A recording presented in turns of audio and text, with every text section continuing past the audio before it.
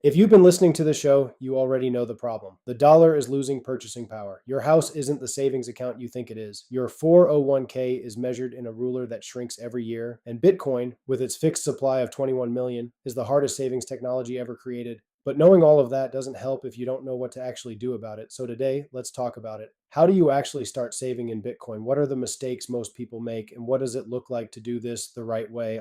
Not the gambling way, not the meme coin way, not the I heard about it at a party way, the right way.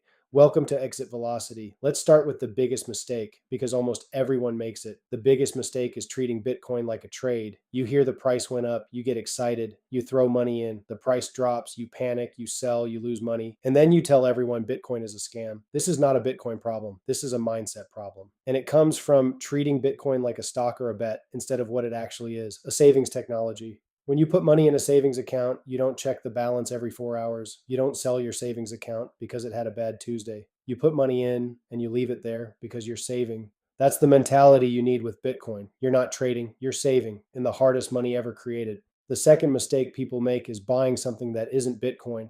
This sounds obvious, but it trips up more people than you'd think. Someone gets interested in crypto, opens an app, and suddenly they're looking at 10,000 different coins: Dogecoin, Solana, whatever the flavor of the month is, and some well meaning friend or some influencer tells them to diversify across a bunch of different tokens. Don't do this. I'm not going to trash any specific project, but I will say this clearly: Bitcoin is not crypto.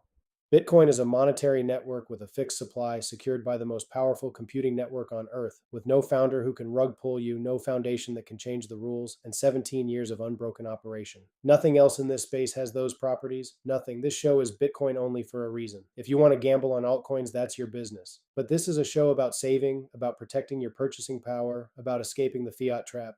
And for that, there's only one answer. Okay, so you understand the mindset: saving, not trading, and you know what to buy: Bitcoin, not crypto. Now let's talk about how. The simplest way to start is something called dollar cost averaging, DCA. It means you buy a fixed amount of Bitcoin on a regular schedule. Every week, every 2 weeks, every paycheck, whatever works for you, you pick an amount, say $50, $100, whatever you can afford, and you buy that amount consistently, regardless of what the price is doing. This is powerful for two reasons.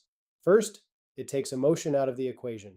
You're not trying to time the market. You're not waiting for a dip. You're not panicking when it drops. You just buy every week like clockwork. Second, over time, dollar cost averaging smooths out the volatility. Sometimes you buy high, sometimes you buy low, and over a long enough time horizon, you end up with a solid average entry price. The people who have done the best with Bitcoin aren't the ones who made one perfect trade. They're the ones who bought a little bit every week for years and never sold. That's it. That's the whole strategy. Now, where do you actually buy it? This is where it gets practical. There are a few options.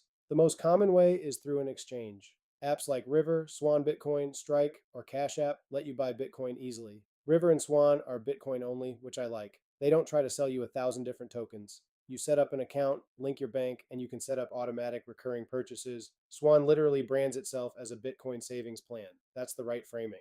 But here's the critical part. And this is mistake number 3 that people make. They buy Bitcoin on an exchange and they leave it there. This is a problem. When your Bitcoin is on an exchange, it's not really yours. It's sitting in someone else's wallet. If that exchange gets hacked, goes bankrupt, freezes withdrawals, or gets seized by a government, your Bitcoin is gone. We've seen this happen. We saw it with FTX. We saw it with Mt. Gox. We saw it with BlockFi, Celsius, Voyager. Billions of dollars gone because people trusted someone else to hold their savings. There's a saying in Bitcoin: not your keys, not your coins. It means if you don't hold the private keys to your Bitcoin, you don't actually own it, someone else does.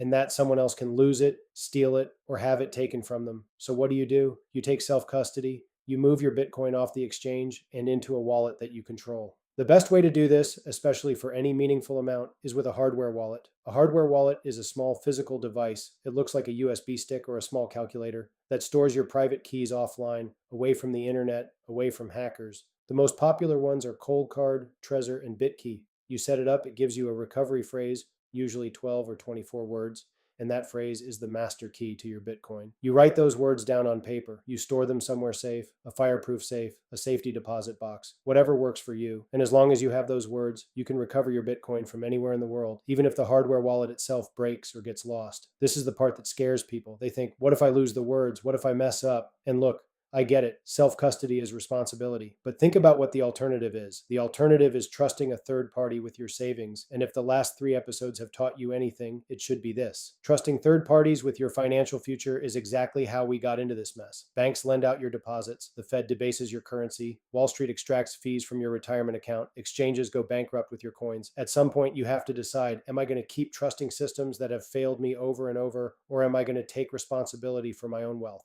Self custody is the exit. It's the whole point. Owning money that no one can inflate, no one can confiscate, and no one can freeze. But you have to actually own it. So here's the practical summary. Step 1, shift your mindset from trading to saving. You're not here to get rich quick. You're here to protect your purchasing power over decades. Step 2, buy Bitcoin, not altcoins. Step 3, set up a recurring buy, dollar cost average, on a Bitcoin focused platform. Step 4, once you've accumulated a meaningful amount, move it to self custody with a hardware wallet. Step 5, secure your recovery phrase like your financial future depends on it, because it does. That's it. That's the whole playbook. It's simple. It's not sexy. There's no trick, no hack, no secret. Just consistent saving in the hardest money ever created, held in your own hands. People have been doing this for years now, stacking sats, week after week, through bull markets and bear markets, through crashes and recoveries. And the ones who stuck with it, who didn't panic, who didn't chase altcoins, who took self-custody seriously, they're the ones who are genuinely building wealth that can't be debased. You can do the same thing, starting today, starting with whatever amount you can afford. The amount doesn't matter nearly as much as the consistency and the commitment. Next episode, we're going to talk about what happens when governments try to stop this. Can they ban Bitcoin? Have they tried? And why every attempt to kill it has only made it stronger. Until then, think in Bitcoin.